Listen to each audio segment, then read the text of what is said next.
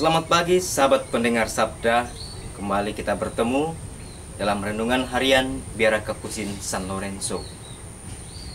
Pada minggu ini saya membagikan kisah atau permenungan kita melalui Injil Markus bab 1 ayat 29 sampai dengan ayat 39.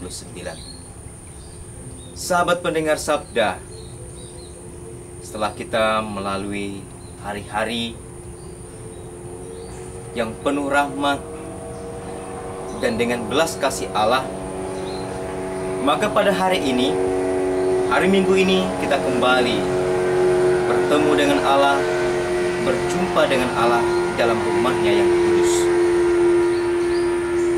Tujuan kita hadir dalam gereja ialah kita mau mendengarkan kembali Allah bercerita, Allah berbicara kepada kita perihal hidup kita melalui bacaan-bacaan yang kita dengarkan, baik itu dalam kitab suci maupun dalam permenungan. Sahabat pendengar Sabda, setelah keluar dari rumah ibadat di Kapernaum, Yesus bersama dengan beberapa murid pergi mengunjungi rumah Simon Petrus. Sahabat pendengar Sabda, ternyata kunjungan mereka, Yesus bersama teman-teman yang lain, tidak disambut hangat oleh mertua Simon Petrus. Dikarenakan karena ia sakit atau demam. Maka Yesus punya inisiatif untuk datang kepada dia, kemudian menjamah ibu itu dan mengusir demam yang pastinya akan mengganggu sekali untuk mertua atau ibu Simon Petrus. Setelah Yesus menjamah, setelah Yesus menyapa mertua Simon Petrus, ibu itu sembuh, kemudian mulai memberikan pelayanan atau melayani murid bersama dengan teman-teman yang lain. Sahabat pendengar Sabda, kedatangan Yesus seperti angin yang bertiup yang bisa dirasakan oleh orang-orang lain.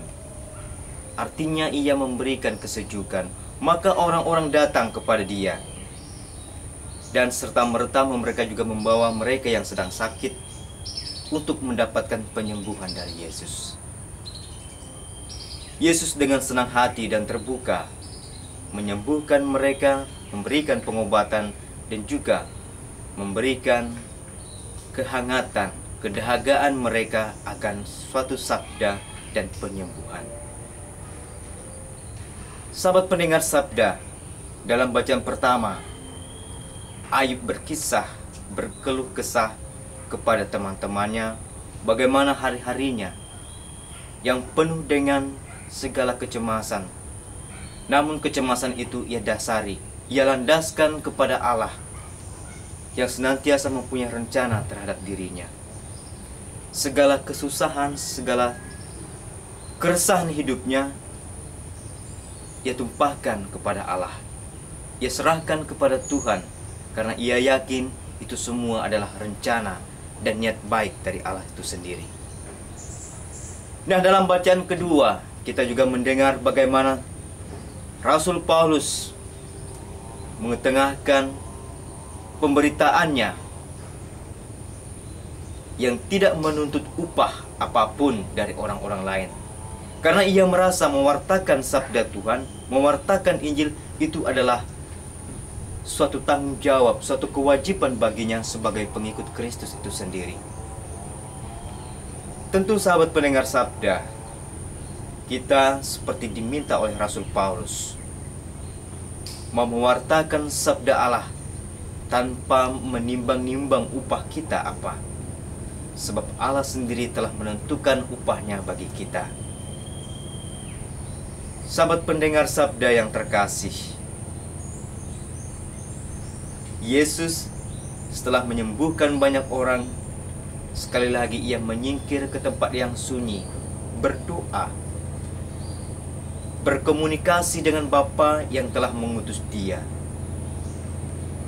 Dia sendiri mengatakan bahwa Allah mengutus dia, Bapanya mengutus dia untuk mewartakan kabar sukacita tentang kerajaan Allah, memberikan pengampunan, memberikan penyembuhan kepada yang sakit, serta mengusir roh-roh jahat dan setan-setan yang berkuasa, yang ingin menguasai manusia. Ketika ia sedang berdoa, para murid datang kepadanya. Dan kembali ia mewartakan kabar sukacita itu kepada orang-orang yang ada di sekitarnya. Karena itu ia mengatakan ia datang. Untuk itulah ia datang, untuk mewartakan kabar sukacita kepada semua orang. Sahabat pendengar sabda, pewartaan Injil hari ini mau menantang kita. Sejauh mana kita telah melakukan tugas kita sebagai orang yang beriman kepada Yesus dan memberitakannya kepada semua orang tanpa harus meminta balasan imbalan jasa yang seharusnya tidak perlu kita pertimbangkan, tidak perlu kita perhatikan gitu. Nah, Yesus mau mengajak kita untuk kembali merenungkan sabda-sabdanya, mewartakannya kepada semua orang, agar kita juga mampu menjadi pewarta dan juga rasul-rasulnya yang sejati. Sahabat pendengar sabda, Yesus telah memandatkan tugasnya kepada kita, kepada para rasul, untuk mengusir roh-roh setan, memberikan penyembuhan kepada orang lain. Tentu kita bisa menjadi pewarta, pembawa damai, juga penyembuh kepada orang yang sakit, jikalau kita sungguh-sungguh bersandar kepada Dia yang telah mengutus kita, yakni Yesus itu sendiri. Damaiku bagimu.